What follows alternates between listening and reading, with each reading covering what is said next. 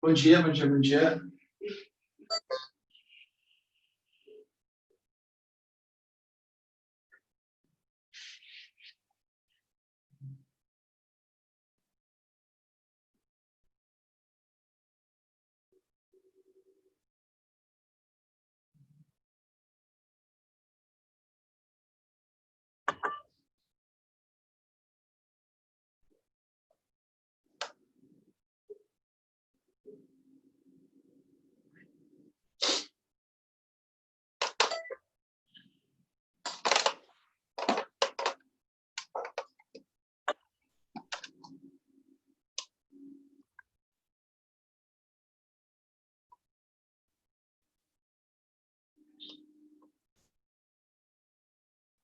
Bom dia, bom dia, bom dia.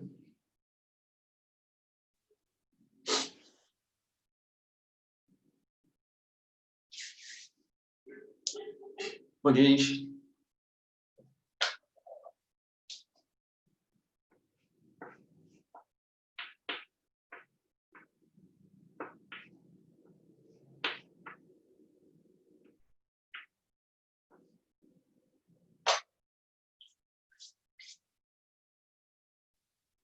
Oi, Felipe. Oi, Caiane, André.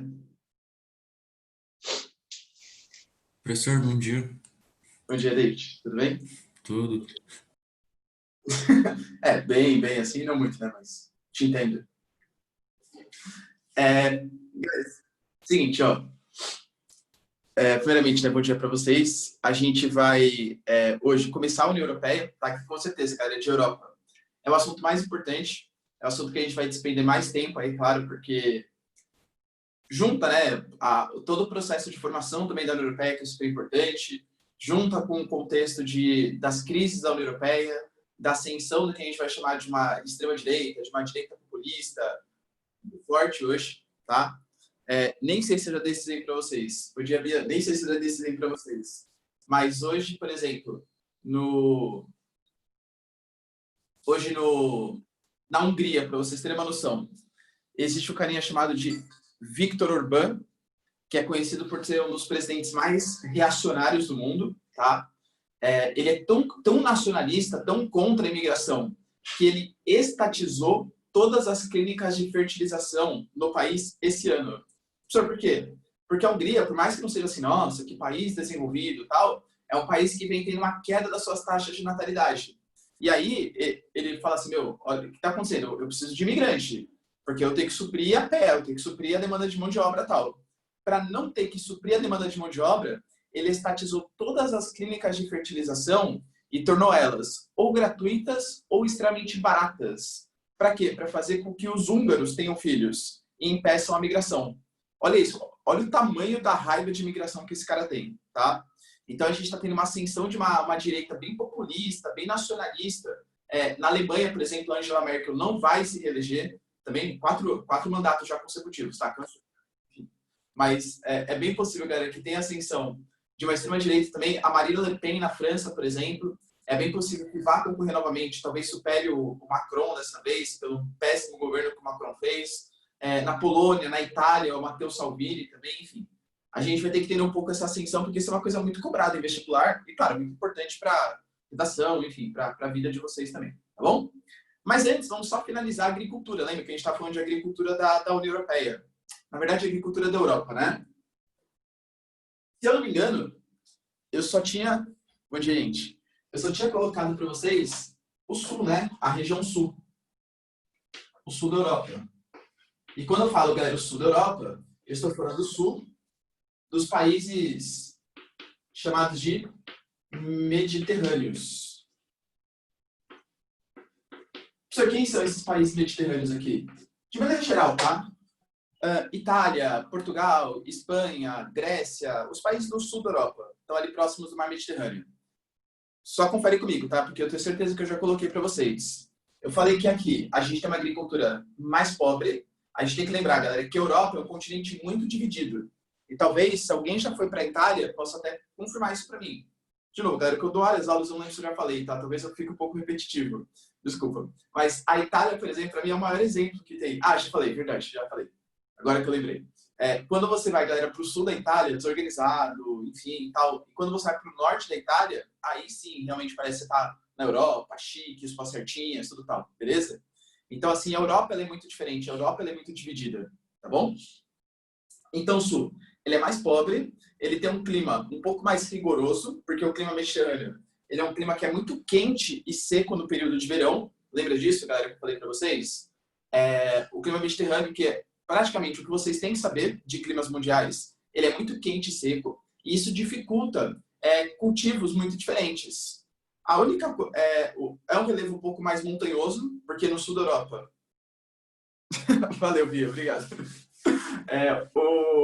O sul da Europa tem um relevo mais montanhoso, né? Uma série de dobramentos modernos ali que acontecem. Na Itália você tem os Apeninos, na Suíça você tem os Alpes, Espanha e Portugal você tem os Pirineus, enfim, tá? Todos os dobramentos modernos ali do sul da Europa. Então, Bia, concordo. Tá bom? E os cultivos, né? Que faltou colocar os cultivos para vocês. O que se planta de maneira geral? O que se planta de maneira geral são uvas e azeitonas. Talvez, galera, apareçam para vocês pelo nome das plantas, das árvores que se cultivam, tá? Que são as parreiras e as oliveiras.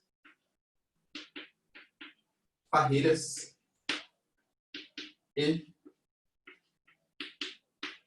oliveiras. Beleza? Então, essa é a agricultura do sul da Europa. Geralmente, as propriedades são menorzinhas, é uma agricultura mais familiar do que propriamente empresarial, do que um agronegócio, tá? Com um clima um pouco mais rigoroso, um relevo mais montanhoso também, enfim. É uma agricultura mais pobre, de maneira geral, tá?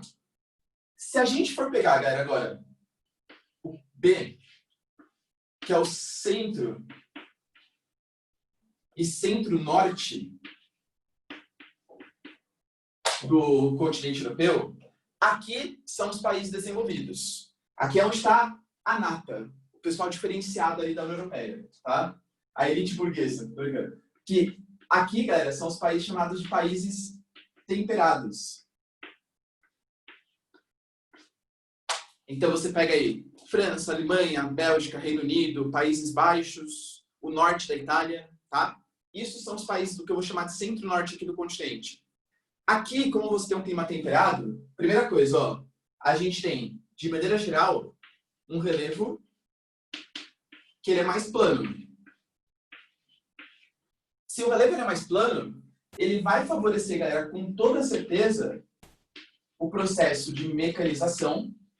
É uma agricultura muito mais mecanizada, com toda certeza, e vai favorecer também o transporte.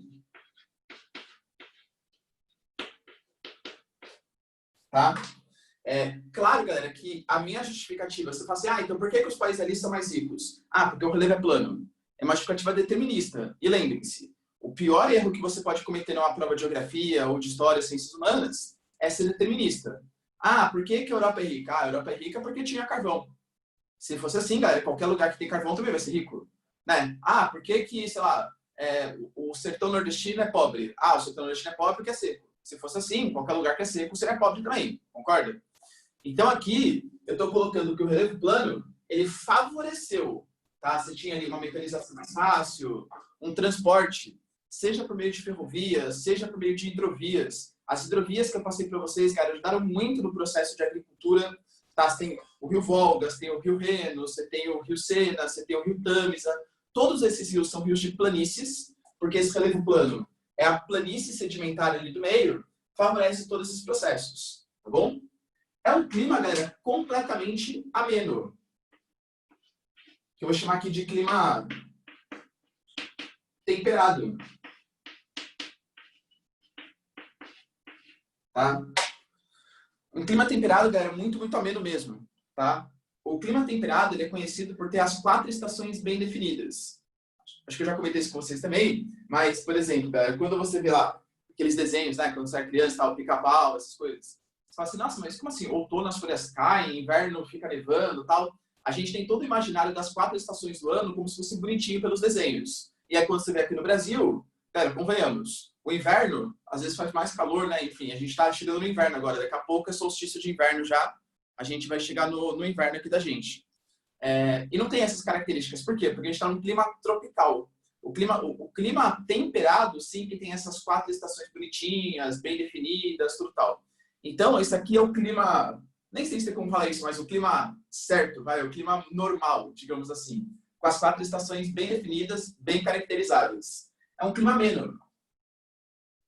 Contando que esses países, de maneira geral, são os países mais ricos do continente, isso vai fazer com que a gente tenha aqui, galera, a maior produção da Europa. A maior produção do continente europeu. Se eu tivesse que dar para vocês um destaque, da agricultura, com certeza seriam eles, galera, os franceses. Os franceses são conhecidos por serem o celeiro agrícola do continente europeu. A França tem ali grandes cidades, né? A gente sabe, tem Cannes, Rennes, Paris, etc. Tá? Então tem sim grandes cidades, mas o campo francês ele é muito forte. O campo francês ele praticamente sustenta a agricultura da União Europeia, tá bom? Senhor, quais são os produtos que se consomem lá? Eu colocaria para vocês aqui, ó, cereais, de maneira geral. Quando eu falar aqui cereais, tem, por exemplo, trigo, tem a cevada, que dizem que se você colocar um suquinho, um fermento biológico, sai um líquido legal, um líquido interessante, tá? A cevada, acho que o suco de cevada cai bem, tá bom? Tem ali cereais. Então você pega, por exemplo, cerveja belga, a cerveja alemã. Galera, tudo isso é uma referência mundial por conta das plantações que eles têm lá. Mas não só, né? Claro, você tem trigos, tem aveia, todos esses produtos são típicos. Aliás, olha que interessante, galera, o Brasil, ele tem muita dificuldade em conseguir dar conta dos hábitos alimentares. Por quê? Porque a gente herdou hábitos alimentares dos europeus, principalmente dos portugueses, claro, pelo nosso processo de colonização. E aí, os nossos hábitos alimentares estão muito ligados aos hábitos europeus, que tem pães, massas, etc. Só que o Brasil não é favorável a esse tipo de cultivo. Então, a gente tem que importar muito trigo da Argentina, a peso de dólar, porque a gente herdou um hábito que não pertence ao nosso clima. Tá? O nosso clima não é favorável. O único pouquinho de trigo que a gente tem é lá no sul do país, lá no Rio Grande do Sul. Mas exceto, não tem praticamente nada, tá bom?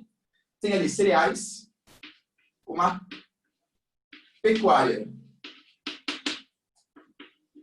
bovina, beterraba e, para quem já foi para a Europa, sabe o que eu estou falando, batata. Galera, batata é o arroz e feijão deles, tá? Quando você vai pro... Você vê, né? Problemas da elite burguesa, né? É um desabafo, mas eu juro que é rapidão, tá? O Reino Unido, por exemplo, ele é conhecido por ter uma das piores culinárias do mundo, tá? Não sei se alguém já foi, mas o negócio lá é meio péssimo mesmo, tá? O prato que eles têm é o tal que eles chamam de fish and chips.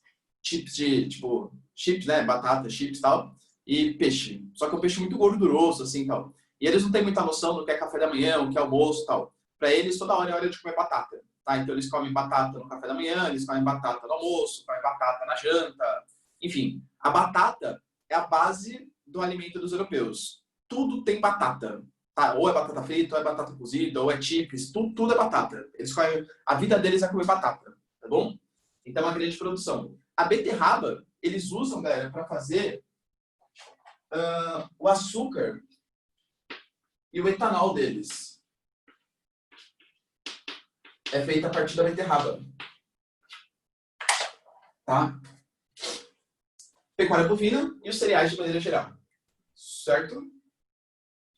Tira um print aqui, galera, por favor. Alguém tem dúvida até o momento?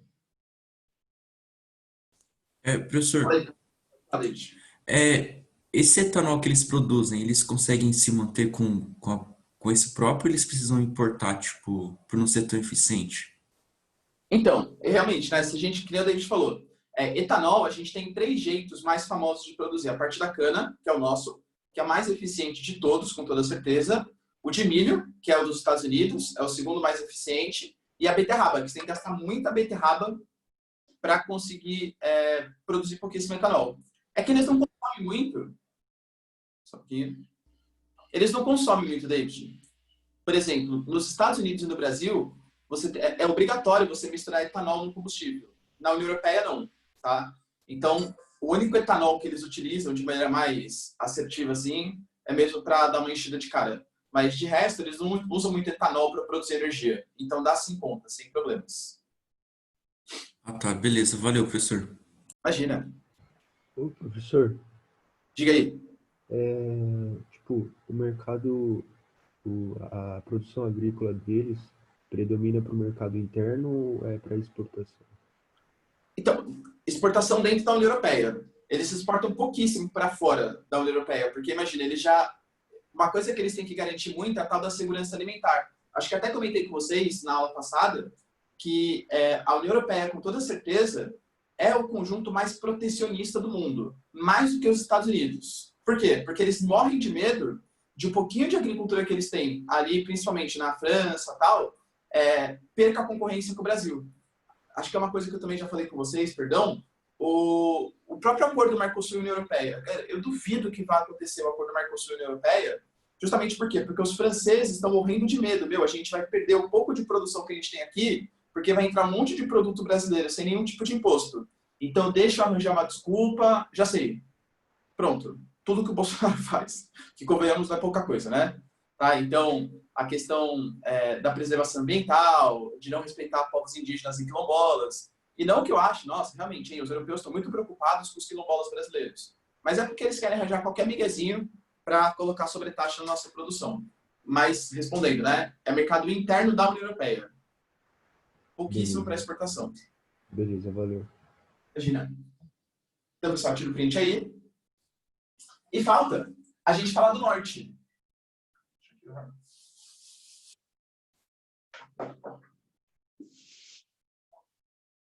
Do norte do continente. Senhor, mais norte ainda? Mais norte. Tem os países que vocês esquecem ali, ó. A famosíssima Península da Escandinávia. Isso aqui que eles plantam lá, eles plantam gelo? Óbvio que não, né? Óbvio que não. Se a gente pegar os países aqui, ó, do norte do continente, são países de clima subpolar. Cara, convenhamos, são países assim muito ricos, mas que têm uma necessidade muito pequena, tá? Você pega a Noruega, Suécia, Finlândia, esses países têm o quê, galera? População de 10 milhões, 15 milhões, uma população bem pequenininha, de maneira geral, tá? É uma agricultura, talvez uma das maiores provas que o determinismo está errado. Imagina as dificuldades que eles têm para conseguir fazer plantação. Galera, essas regiões são regiões sazonais. São regiões que durante o verão, beleza, você até consegue fazer plantação, mas no período de inverno fica tudo congelado. A gente tem que lembrar que a vegetação típica dessas regiões do norte, a vegetação nativa mesmo, é a tundra e a taiga. Vocês lembram a diferença, galera? Tundra é aqueles musgos e líquens. É aquela vegetação realmente sazonal. É uma gramínea, tá? É como se fosse uma graminha mesmo, que só existe no período de verão. Só que essa tundra, ela funciona, galera, como se fosse uma espécie de pasto natural. Opa! Esse pasto natural... Confia aí, né? Esse pasto natural dá para você usar, galera, para fazer uma pecuária bem interessante, tá? Então, os países ali do extremo norte do continente europeu, eles têm um pasto sazonal, ou seja, um pasto que só funciona no período quente, né, no período de verão, porque a tundra no inverno está congelada. E a taiga, a gente não pode esquecer, galera, que é a famosíssima floresta de coníferas, ou seja, são os pinheiros.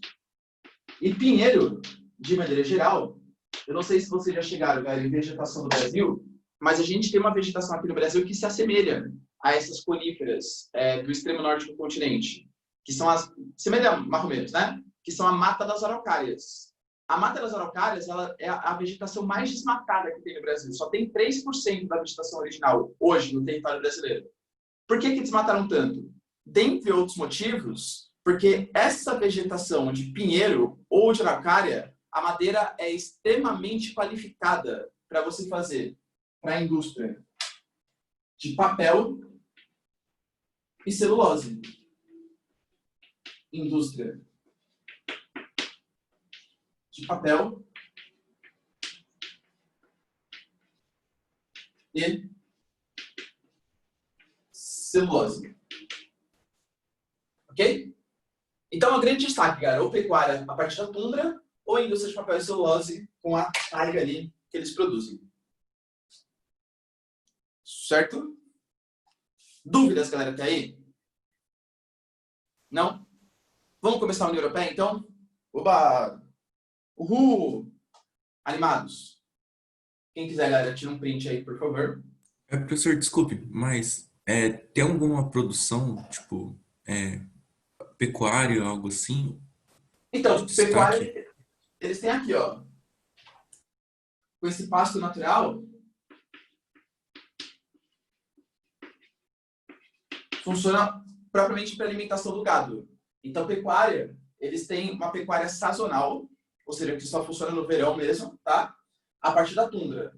Mas de produções, é só uma agricultura alimentar mesmo. Então, só uma agricultura familiar, bem pequenininha, para abastecimento do mercado interno, só. Porque é muito caro, David. Tem que ser tudo feito dentro de estufas. Tá bom? Beleza, valeu, professor. Imagina. Vou apagar.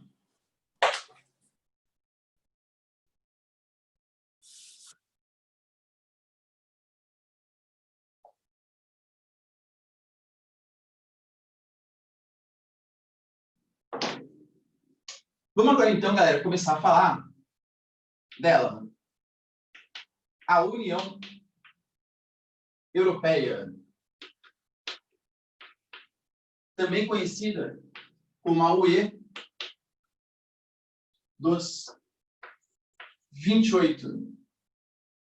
Por que, professor, 28? 28 países, só que a gente pode colocar um outro parênteses dentro dos 28, quase 27, que é a União Europeia. Professor, por quê? Obviamente, né? Nossa, professor, tem alguém saindo da União Europeia? Tá mal, hein, galera? Tem que estar ligado. E o Brexit, né, acontecendo, o Brexit ele não acabou. Não, assim, ele acabou porque ele já foi assinado, tá confirmado que realmente vai acontecer no dia 31 de dezembro desse ano. Mas, ainda hoje, o Reino Unido ainda faz parte da União Europeia. Algumas coisas estão sendo tiradas, né? Bandeira daqui, bandeira colar, mas até dia 31 de dezembro de 2020 faz parte da União Europeia. Beleza? Então, a gente ainda tem 28 países. Quase 27, concordo. Mas ainda tem 28. Tá bom? Como que surgiu, galera, essa ideia de União Europeia? Essa ideia de União Europeia, ela foi uma conjuntura de ideias. A gente tem que imaginar o contexto em que isso surgiu, tá? Eu vou traçar para vocês aqui, ó, um breve histórico da União Europeia.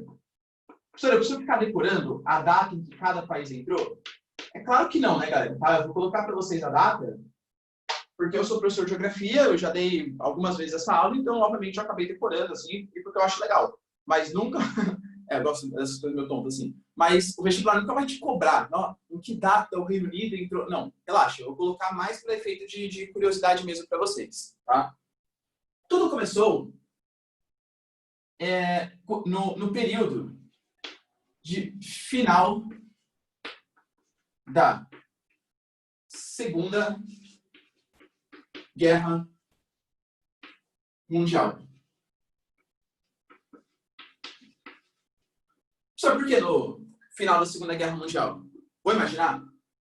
Século XIII, a Itália, o Mediterrâneo, surge como uma grande potência, a ascensão, o surgimento do capitalismo comercial. a Europa como destaque ali nas relações econômicas mundiais. A Itália entra em decadência, né? Os países ali do Mediterrâneo, da Itália, começa a surgir o processo das grandes navegações, liderados por Portugal e Espanha.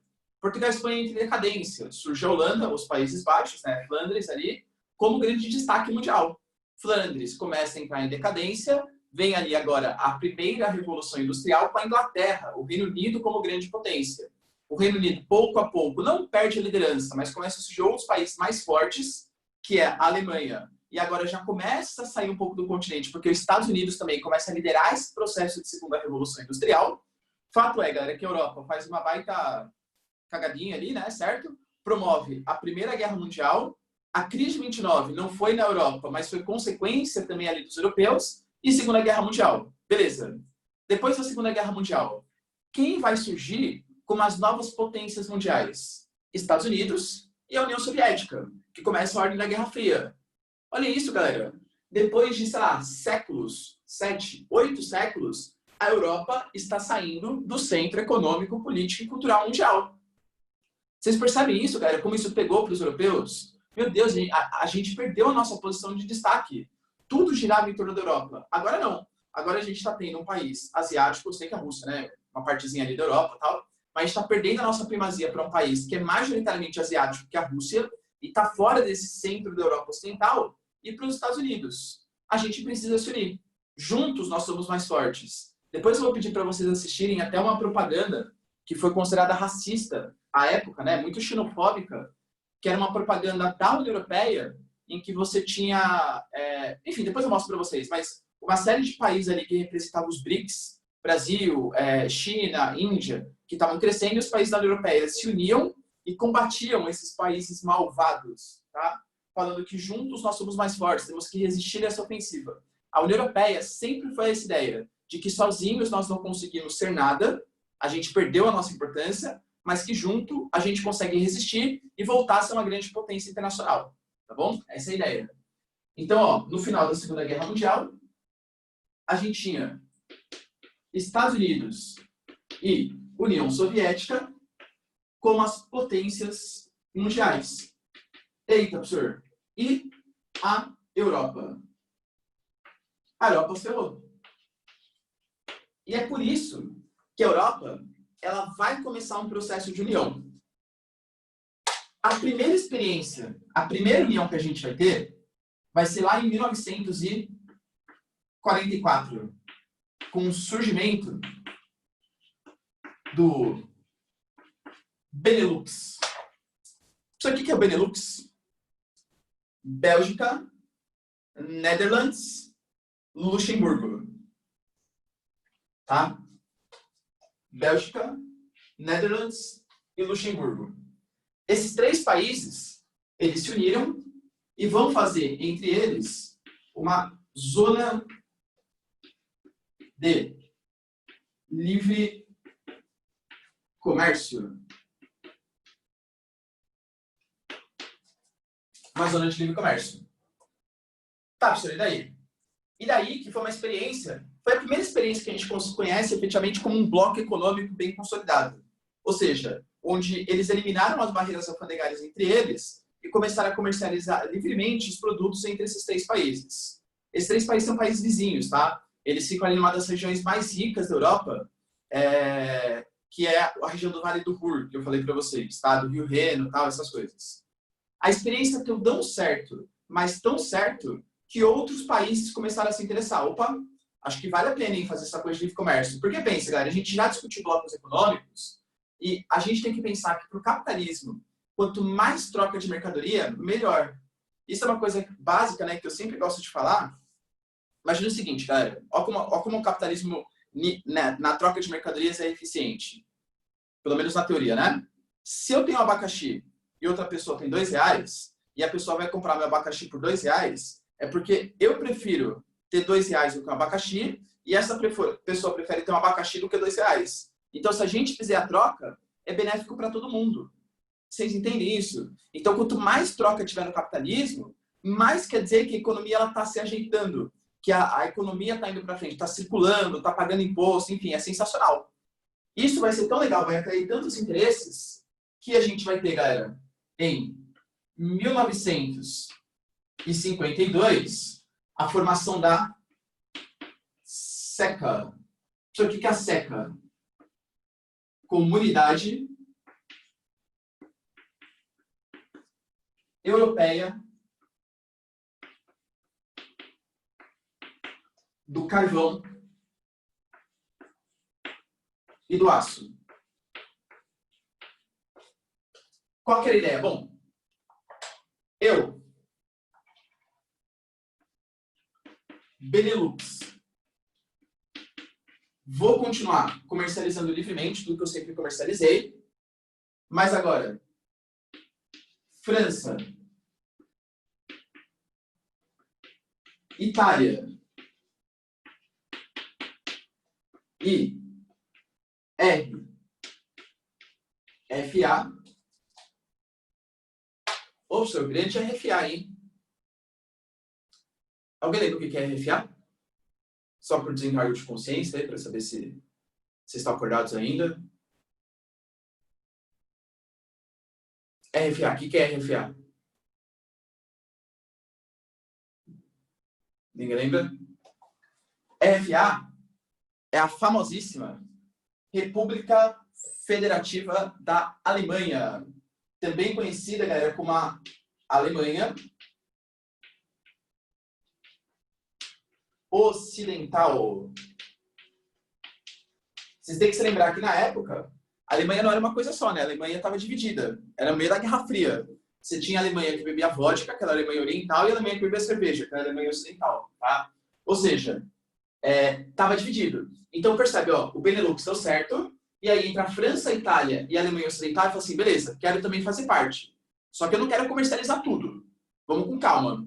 Primeiro, vamos comercializar livremente carvão e aço, e aí, se der certo, eu entro com tudo na minha economia. Deu certo? Deu certíssimo, galera.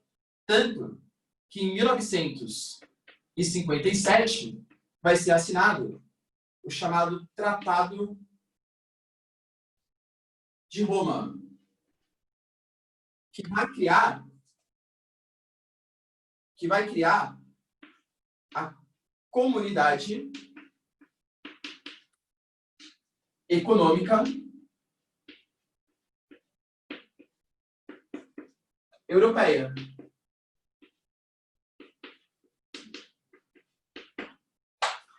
Qual que era a ideia, pessoal?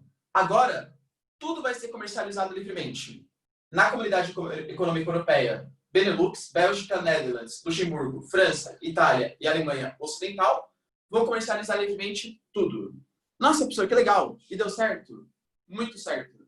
Tanto que começou a atrair interesse de outros países também entrarem. Por exemplo, em 1973, vai entrar um conjunto de países aqui. Entra no bloco Reino Unido,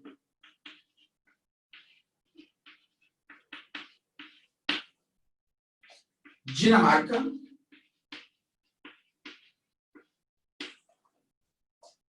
Irlanda do Sul.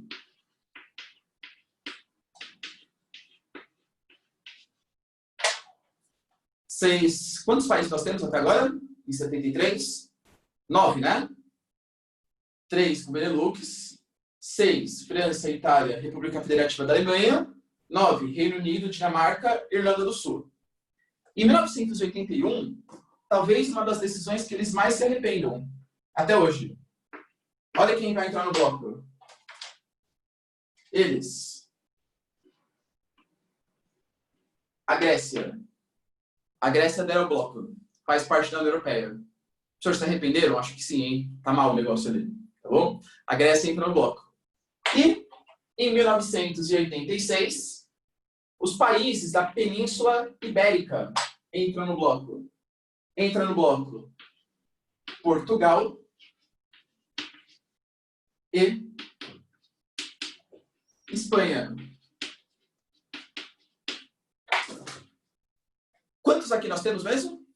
12, né? 12 países. Bélgica, Holanda e Luxemburgo, Benelux, França, Itália e Alemanha Ocidental, Reino Unido, Dinamarca, Irlanda do Sul, Grécia, Espanha e Portugal. 12 países.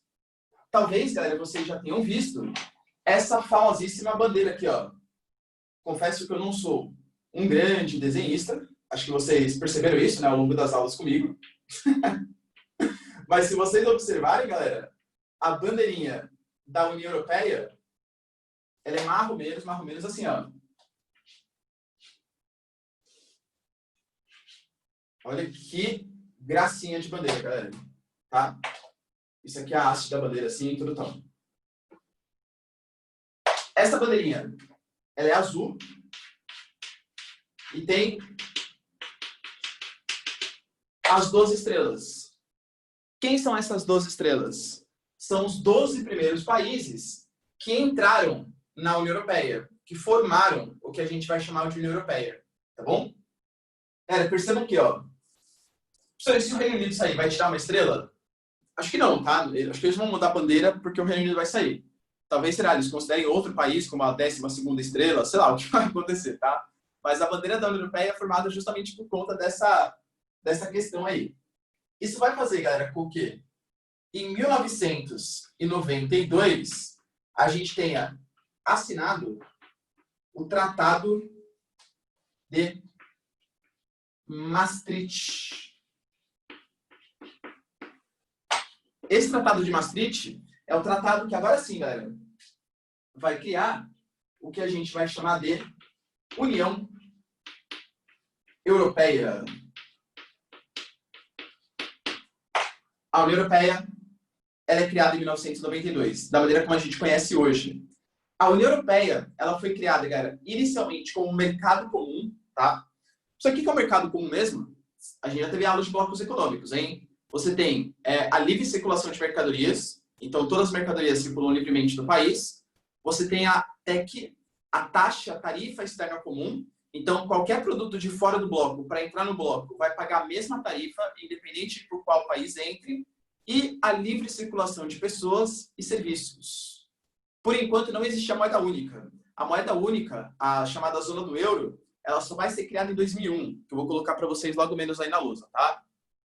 Então, galera, isso aqui é o processo de formação da União Europeia. Professor, eu estou contando 12 países.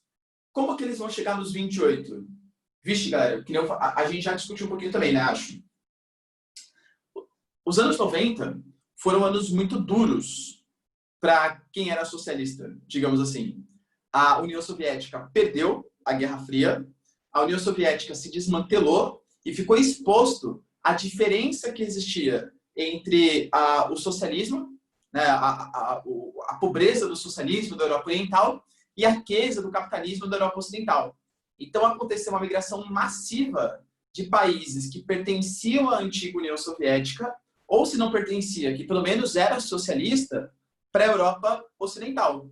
Então vários países começam a aderir à União Europeia. Por exemplo, Croácia entra para a União Europeia, Letônia, Lituânia, Estônia entram para a União Europeia, Romênia, Bulgária entram para a União Europeia, a Sérvia quer entrar para a União Europeia também. Tá, então você começa na década de 90, uma série de países saindo daquela dependência da União Soviética, da ex-Rússia, e migrando para a União Europeia, politicamente falando, pelo menos. Tá? Por isso que a gente chegou nos 28 países. Certo? Tira um print aí, por favor. Alguém tem dúvida desse processo aí de formação?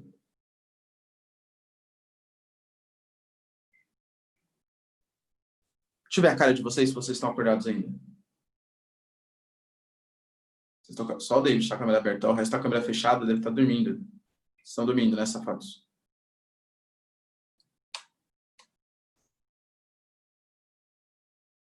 Jura que vocês estão bem, galera? Jura? Vocês estão... Sim? Tá, beleza, Felipe. Valeu, obrigado. Não tá bem, Letícia? Força, força. Alguém tem dúvida, galera, até o momento? Não? Tá. Então, ó, tira um print aí, que eu vou apagar, hein? Tá.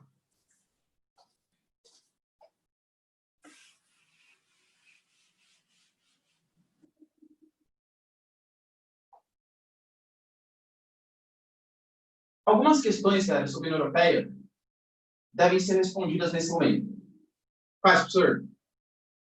Professor, beleza. Eu já ouvi falar que tem alguns países que querem entrar no bloco.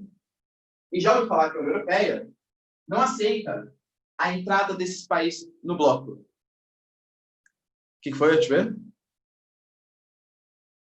Ah, tranquilo. Tranquilo. E tem alguns países, galera, que não aceitam a entrada, né, desses países no bloco. O maior exemplo talvez seja a Turquia. A Turquia, durante décadas, implorou, União Europeia, chega aí, vamos ser amiguinho e tal, beleza. Hoje não muito mais, tá? A gente vai ver depois que o Erdogan, o Recep Erdogan, atual presidente turco, ele tá meio pé da vida com a União Europeia, com os Estados Unidos, tá tentando se aproximar da Rússia, da China hoje. Mas a Turquia sempre implorou para ser um país ocidental, ou ocidentalizado. E a União Europeia nunca quis. Por quê? Porque existem algumas condições para você fazer parte da União Europeia. Eu vou colocar aqui, ó. As condições para entrar, e depois que entrar, né, pertencer, claro, entrar no bloco. Quais são essas condições? A primeira, vocês vão achar idiota e vão rir da minha cara, mas juro que todo ano tem um aluno que pergunta isso, tá? Professor, o Brasil pode entrar para a União Europeia? Não pode, tá? O Brasil não pode entrar para a União Europeia porque o Brasil não faz parte da Europa. A primeira condição específica, e parece idiotice, né? Mas juro que é verdade, você tem que pertencer à Europa. Ô, professor, não diga, né? Pertencer à Europa. Não é qualquer país que pode entrar no bloco. Outra coisa, galera, bem importante, é que você tem que manter uma democracia. Não pode governos ditatoriais. E quem define o que é governo ditatorial ou não é a Comissão Europeia. Uma série de burocratas ali eleitos. Aliás, galera, de verdade, tá? Praticamente todos os blocos econômicos, eles têm essa peculiaridade. O Mercosul, por exemplo, o Mercosul também tem isso. Para o Mercosul, você tem que pertencer, aliás, você tem que manter uma democracia no seu país. Talvez a grande prova disso seja a Venezuela. Vocês sabem que a Venezuela está suspensa do bloco desde 2013. Por quê, professor? Porque, segundo os governos à época, a Venezuela não estava respeitando a democracia e os direitos humanos. Consequentemente, ela foi suspensa do bloco. E está suspensa desde então. Tá? A mesma coisa aqui, ó. Manter a democracia e os direitos humanos. Outra coisa. Parece piada isso que eu vou escrever, mas juro que não é também, tá? Você tem que manter um controle da dívida pública. Como assim, professor, um controle da dívida pública? Você não pode gastar mais do que arrecada. Professor, é da União Europeia que você está falando mesmo? Juro que é, tá? Principalmente, e Grécia, Espanha, Portugal, exatamente. Uma coisa é estar na Constituição da União Europeia, outra coisa é ser realmente respeitado. De verdade, salvo raras exceções, que é Bélgica, Reino Unido, França e Alemanha, e Holanda também, Países Baixos, de resto todo mundo desrespeita, tá? A Itália está numa recessão técnica, tá? O que é recessão técnica? É quando durante 3 PIBs consecutivos, 3 trimestres consecutivos, você apresenta uma queda do seu PIB, tá? É exatamente isso, Bia, tá? Eles maquiam ali os dados dele e tal. Exatamente, é. Isso mesmo, Bia. Então, tipo, na hora de você entrar, você tem que... não, eu juro que eu vou manter um controle da dívida pública, eu vou manter medidas de austeridade. Só que, galera, na prática, os países, eles gastam muito e arrecadam pouco. Comentei com vocês também, né? Quando a gente discutiu na aula passada as questões humanas. É muito difícil você falar de política de austeridade, de ajuste fiscal para a União Europeia. A galera reclama. O povo europeu reclama de tudo, galera. Tá? Você vê aí, falar em reforma de previdência na França que a galera taca fogo na Champs-Élysées inteira. Tá? Que a galera taca fogo na Torre Eiffel, no Arco do Triunfo, lá, essas coisas. Beleza? Então, assim, é difícil manter esse controle da dívida pública quando você tem uma população muito acostumada com o welfare state, muito acostumada com esse estado de bem-estar social. Para alguns países mais ricos, beleza, a coisa até consegue andar. mas é exceção. Em geral, galera, a União Europeia é um bloco que está estagnado economicamente. Isso é uma coisa importante que eu vou reforçar várias vezes. A União Europeia hoje está estagnada economicamente. Estagnada. Tá bom? Mas, na teoria, você tem que manter o controle da sua dívida pública. E outra coisa, você tem que manter também uma economia de mercado. Professor, o que é uma economia de mercado? Você não pode manter uma economia socialista. Você tem dois tipos de economia. Uma economia planificada, que é quando o Estado ele controla praticamente tudo, muito mais próximo de um socialismo, né, que seria um Estado mais totalitário, ali, mais socialista. Na União Europeia está na Constituição que você não pode ser socialista, ou não pode fazer com que o Estado mova a sociedade, mova a economia. Tem que ser uma economia de mercado. Essas aqui são as 4 bases para pertencer à União Europeia. Esse aqui não é muito respeitado, convenhamos. E esse aqui também, galera, tá? Nós temos ali países do leste europeu, e cito para vocês, Polônia e Hungria, em situações extremamente complicadas em respeito à democracia.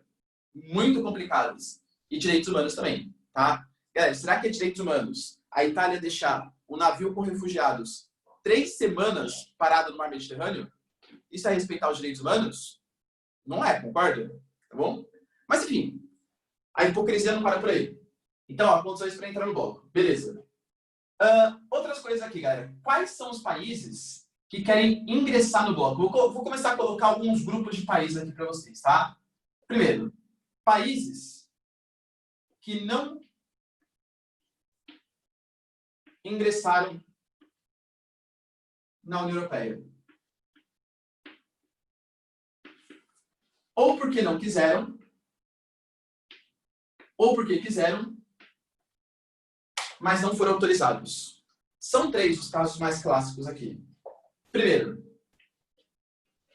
a Suíça. A Suíça não faz parte? Não faz parte. A Noruega não faz parte também. E a Turquia, que é o caso mais emblemático de todos.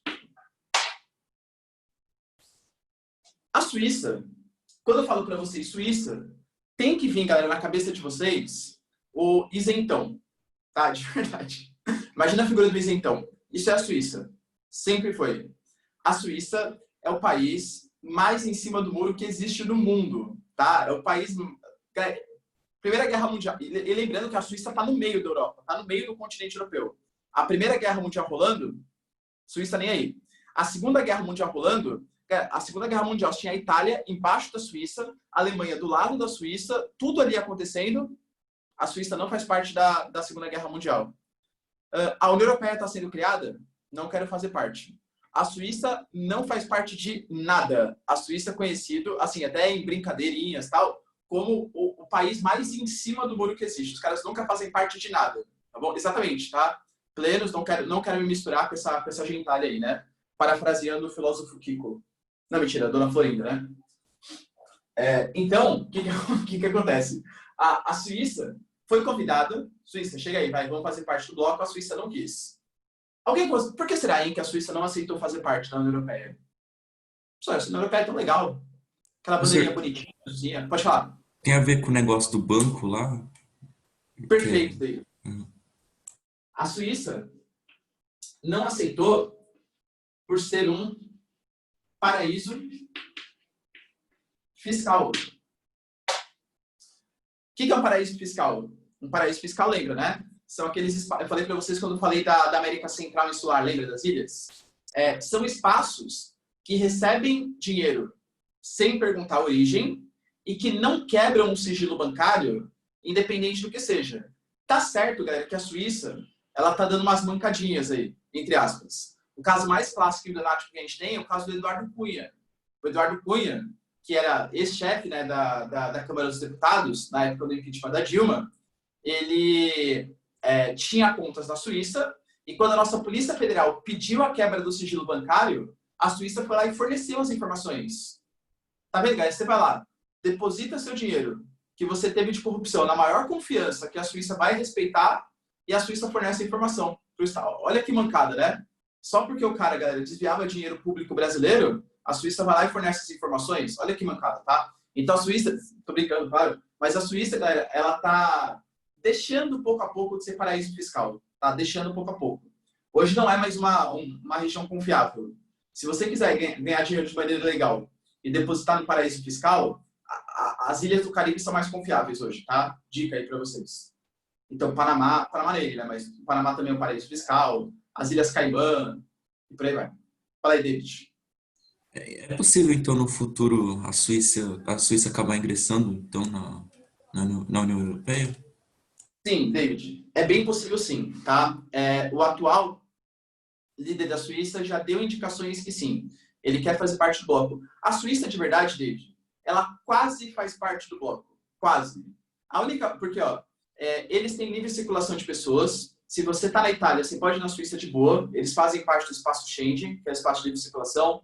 Eles têm livre circulação de mercadorias. Eles têm como se fosse uma espécie de parceria sem estar na União Europeia. A mesma coisa na Noruega, tá? Então, tem livre circulação de mercadorias, tem livre circulação de pessoas. A única coisa que eles não querem, e isso é o principal motivo do Brexit também, que é a saída do Reino Unido, é essa coisa da União Europeia de querer ser um mega país, que é o que eu vou falar agora na questão da Turquia.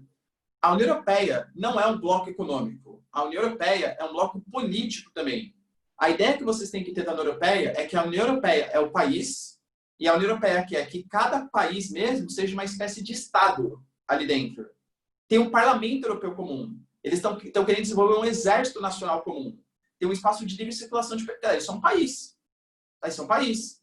É a ideia da União Europeia. A Suíça nunca gostou muito disso também não. Tá?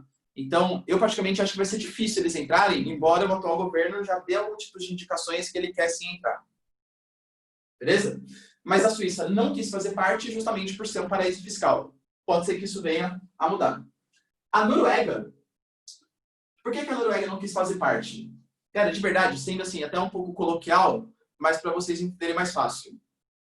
Para que a Noruega vai querer essa encheção de saco? A Noruega, todo ano, é o maior ou o segundo maior IDH do mundo. A Noruega tem uma qualidade de vida excelente. Para vocês terem uma noção, na Noruega, o índice de suicídios ele é maior que os suicídios do Brasil. Professor, por quê? Tamanha a chatice, entre aspas, que é a Noruega. Do ponto de vista... Parece brincadeira, mas juro que é verdade. Tá? Primeira coisa. A Noruega é um país de uma latitude muito elevada, está muito distante da linha do Equador. Então, quando você pega no período de inverno, essas regiões, elas ficam muito tempo sem aparecer a luz do sol. E a luz do sol é importante para trazer um pouco de alegria para a gente. Libera, né, serotonina, tal, hormônio ali, enfim.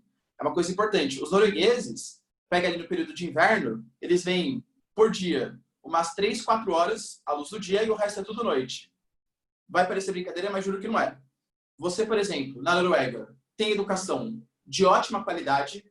Quando você se forma, você tem um mercado de trabalho esperando você. Você não fica disputando grandes vagas no vestibular, você tem a sua vaga praticamente garantida para o curso que você quiser fazer. Não tem grandes desafios na vida, galera. Parece, juro que parece, tá? Mas é verdade. As pessoas se sentem desmotivadas. Tamanha a qualidade de vida que existe na Noruega. Tá? Se eles estão reclamando, deixa eu ir para lá, tal. Eu não reclamo, não ligo.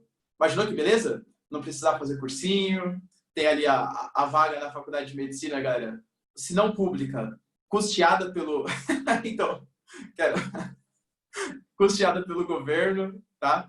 Imagina, você sai na rua, você não tem o risco de ser assaltado. Que país triste é esse? Você não ficar preocupado, né? Tal. Olha que desmotivação que você fica. Eu tô brincando, mas é verdade, tá? A população se sente um pouco desmotivada nesse contexto. E pior que é mesmo, Felipe. Então, a Noruega, se ela fizesse parte da União Europeia, ela estaria sujeita a um parlamento europeu, a um banco central europeu, a organizações que falam, não, Noruega, você não pode gastar muito porque você está aumentando a sua dívida pública. Não, galera, para que eles vão se meter nisso? Não tem noção, tá bom? A Noruega não quer se submeter ao controle da União Europeia. Não, já estou muito bem aqui, tá? Essa comparação mesmo que eu faço. Imagina, você compra um jogo ali. Eu lembro, galera, quando eu comprei, na época do Play 2 ainda, hein? Comprei God of War, tá? God of War 2 e tal. Aí eu falei, não, acho que deve ser difícil eu colocar no Easy. E aí, galera, você vai passando muito fácil, assim, pelas coisas. Aí você vai se sentir meio desmotivado. Entendeu? Compara assim, ó, como se a Noruega fosse o Easy, o Brasil, um médio hard, mas tem o hard mesmo, né, galera? O Brasil também, ó, tem o hard mesmo, né? Você pega os países, ali, alguns países do Oriente Médio, alguns países da África, ali o jogo é no modo hard mesmo, tá bom? E aí você também se sente desmotivado, né? Porque você não consegue passar. Enfim, essas alegorias com jogos não estão legais. Ó, no caso da Turquia, foi o contrário. Não é que a Turquia ela foi convidada e não quis fazer parte. É o contrário. A Turquia quer fazer parte e ninguém aceita. Por quê, professor? Tem dois motivos. Tem um motivo de verdade e tem um motivo justificado pela União Europeia. Qual que é, galera, esse motivo de verdade e o motivo justificado pela União Europeia? O motivo que a União Europeia justifica é: Turquia, você tem brigas com a Grécia,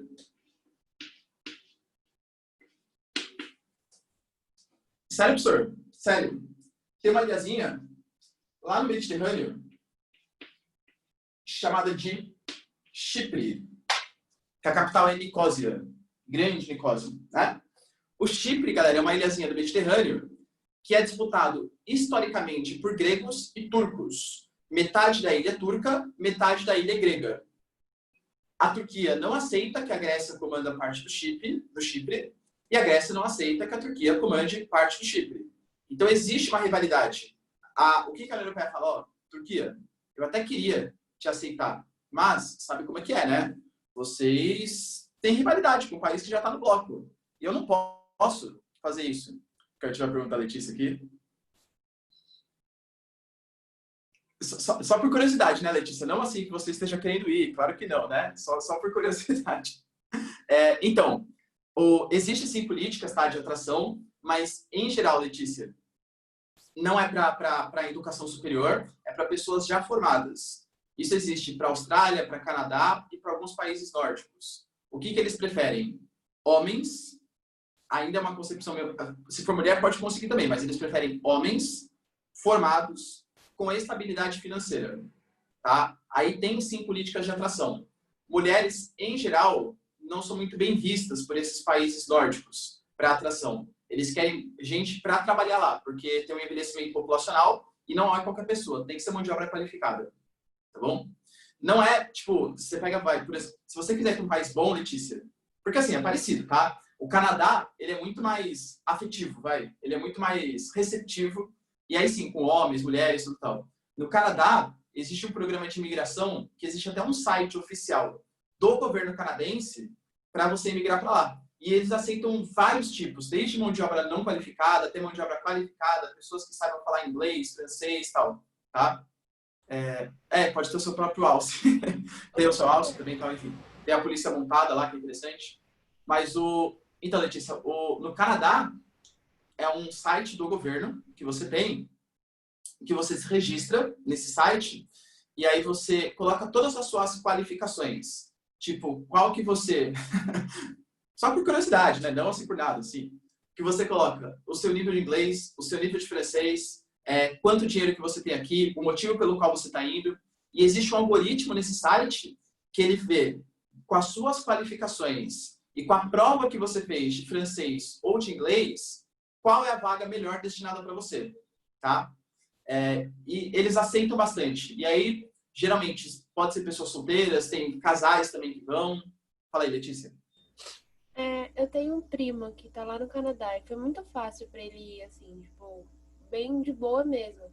E esses dias eu tava vendo, eu não sei até que ponto é verdade ou não, que algum membro lá da política do Canadá falou que após o coronavírus vai precisar de pessoas indo para lá. Você acha que isso é provável? Ou é verdade? Não sei. Acho que sim, Letícia. O Canadá e a Austrália. É que a Austrália é um pouco mais chatinho, tá? A Austrália é um pouco mais criteriosa. Mas o Canadá, principalmente depois é o primeiro-ministro lá que tem lá, que é o Justin Trudeau, tá? principalmente depois que o Justin Trudeau ele entrou na liderança, ele incentivou muito a ida de imigrantes. Existem muitos brasileiros que vão para o Canadá, tal. É bem fácil assim, né? Claro, depende muito porque eles aceitam mais mão de obra. Depende muito do que você quer, Letícia. Porque você pode, desde um cargo em que você vai trabalhar, por exemplo, como atendente de uma loja, até um trabalho, sei lá, se você for uma médica formada, um engenheiro formado, trabalhar lá como médico e engenheiro. Então, você tem o site, você entra no site, coloca todas as suas qualificações, e o governo canadense, se você tiver interesse mesmo, ele faz financiamento da sua casa, com juros extremamente barato, ele faz de tudo para você conseguir morar lá. É verdade. Entendi. O meu primo, ele tá dando aula de inglês lá. Ele foi pra isso já, tipo, ele já dava aula aqui, aí ele tinha o sonho de morar em outro país, aí ele foi pra lá, pro Canadá, justamente pela facilidade que tem em comparação a outros países, claro. Sim. E ele tá gostando de morar lá? Nossa, tá adorando. E ele foi assim, sozinho, sem ninguém mesmo. E ele tá adorando. Tá perfeito pra ele lá. E ele trabalha com o que, Letícia? Você sabe? Então, ele trabalhava dando aula de inglês mesmo aqui no Brasil, e lá ele também tá dando aula de inglês. É que aqui ele fazia faculdade na FEI. Aí ele largou tudo, começou a trabalhar, juntou um dinheiro e foi.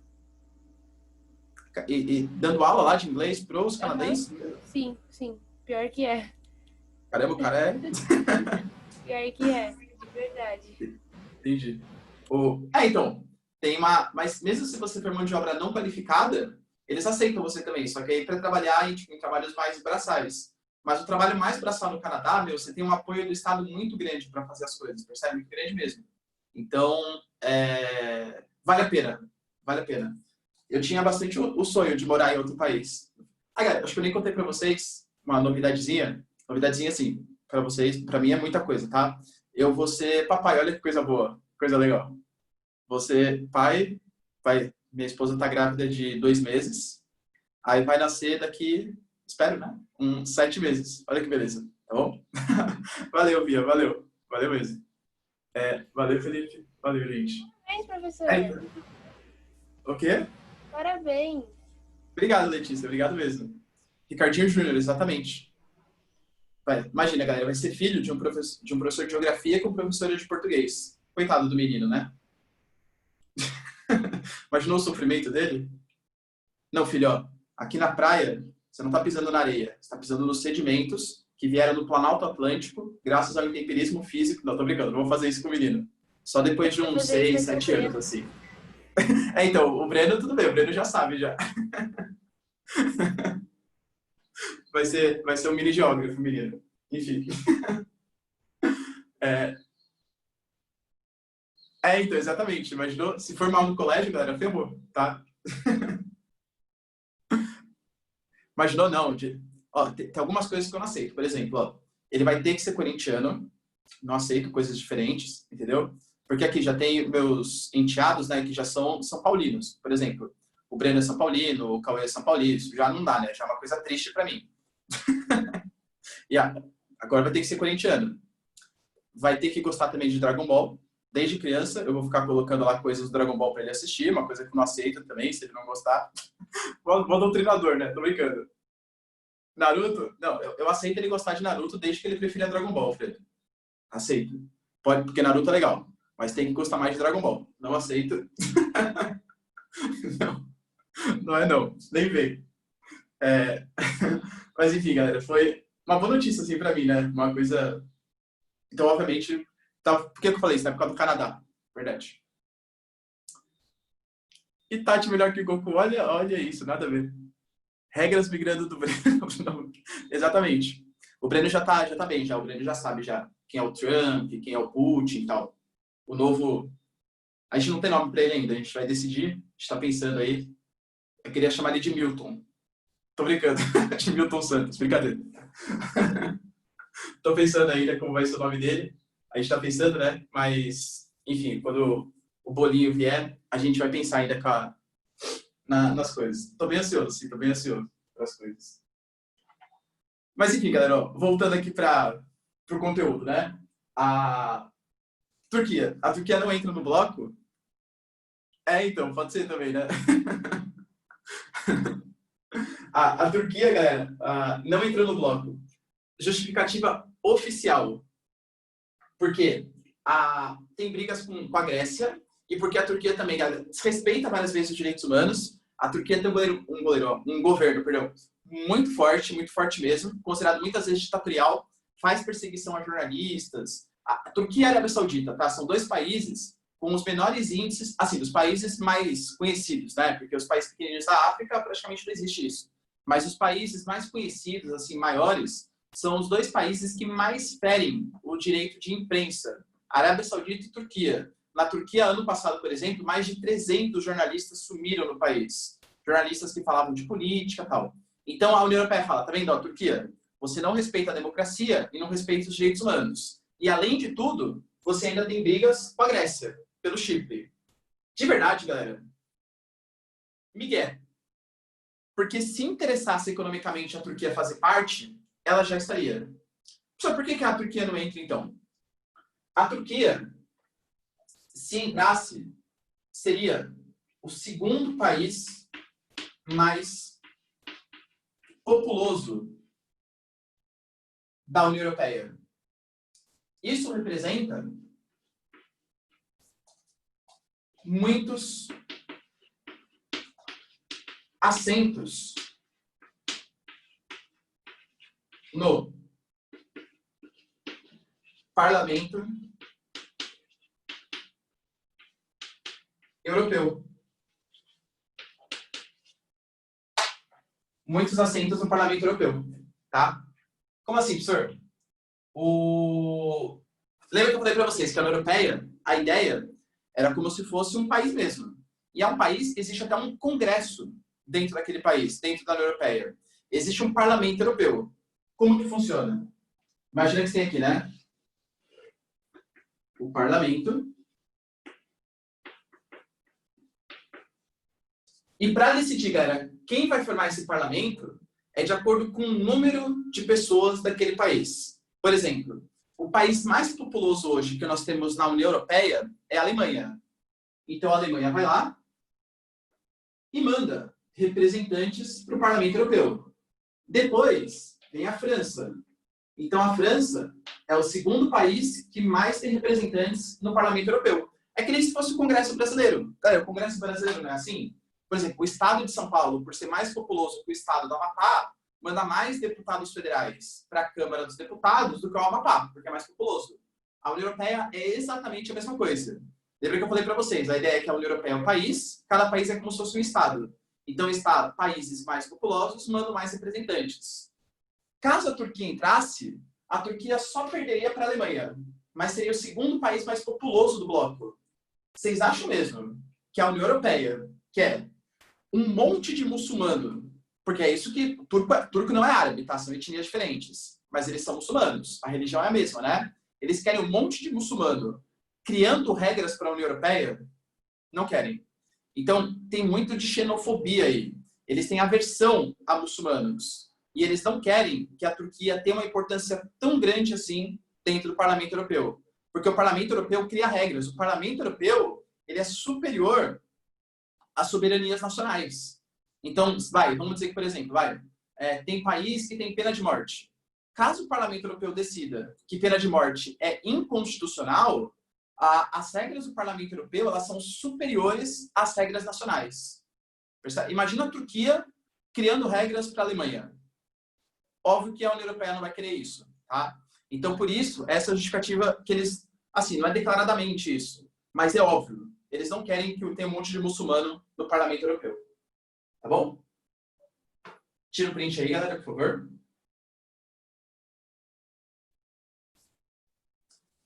Tem dúvidas aí até o momento?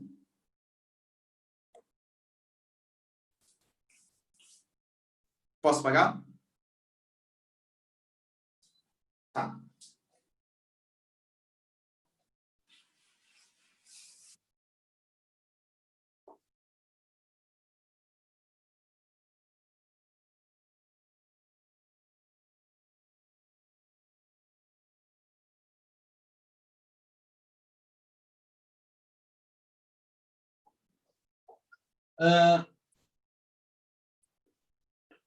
Países que não aderiram ao euro.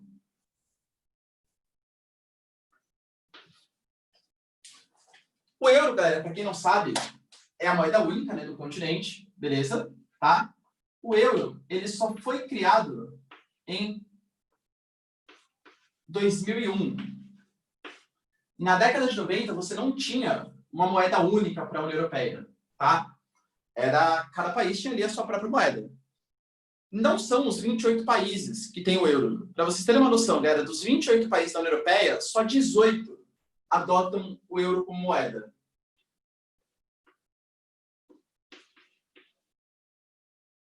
Tá? E existem alguns países que nem estão na União Europeia e adotam o euro. Por exemplo, galera, Montenegro e Sérvia são dois países que adotam o euro como moeda, mas eles não fazem parte da zona do euro, não fazem parte da União Europeia. Nossa, você pode fazer isso? Você pode adotar moeda de outro país? Claro que pode. Eu particularmente, não acho interessante, porque você perde muita soberania. Né? Imagina, galera, você nem faz parte do bloco e utiliza aquela moeda, você fica sujeito às políticas econômicas que aqueles países quiserem. Mas, nossa, isso aqui é absurdo. Existe um exemplo na América do Sul. Você sabia que tem um país na América do Sul que a moeda oficial é o dólar? Alguém sabe que país é esse? Que é o dólar, a moeda oficial dos caras é o dólar. Na América. Uma das Qual que é? Guianas? Não é nas Guianas. Não é. Nossa. É as O Malvinas, Equador. né? Equador. Não. Justo. A moeda do Equador é o dólar, galera. É o dólar. Mas eles podem fazer isso? Pode. Eu acho interessante? Não, porque você perde muito da sua soberania nas políticas econômicas. Mas eles usam o dólar como moeda. Tá bom? Então, o euro é adotado por 18 países. Os principais casos de recusa, ou seja, que não aderiram à moeda, é o que vocês devem conhecer, né? O Reino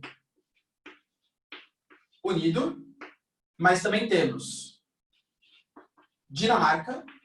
A Dinamarca também faz parte do bloco e não aceitou usar o euro como moeda. E temos também a Suécia. Professor, por que eles não gostariam de usar o euro como moeda? De novo, você tem a justificativa oficial e a justificativa extraoficial. Juro para vocês, a justificativa oficial que o Reino Unido deu à época, sabe o que acontece na União Europeia? É porque a libra esterlina é um símbolo nacional. E convenhamos que é mesmo, tá? A libra esterlina é uma das moedas mais antigas que tem no mundo. E eu não posso perder esse símbolo nacional, porque isso representa muito da nossa cultura. E o Reino Unido é um país muito conservador mesmo. Haja vista a coroa inglesa que tem lá ainda, tá? Rainha Elizabeth, tal, essas coisas, a troca da guarda. Então eles são um país muito conservador mesmo. Então, para eles, perder a libra esterlina seria perder um símbolo nacional. De verdade, galera, se economicamente, politicamente valesse a pena, dane-se os símbolos nacionais. Minha opinião. Não que eu acho que tem que se danar, tô falando para eles, tá? Eles vão falar, dane-se os símbolos nacionais. Vamos adotar o euro. A grande justificativa é manutenção da soberania cambial.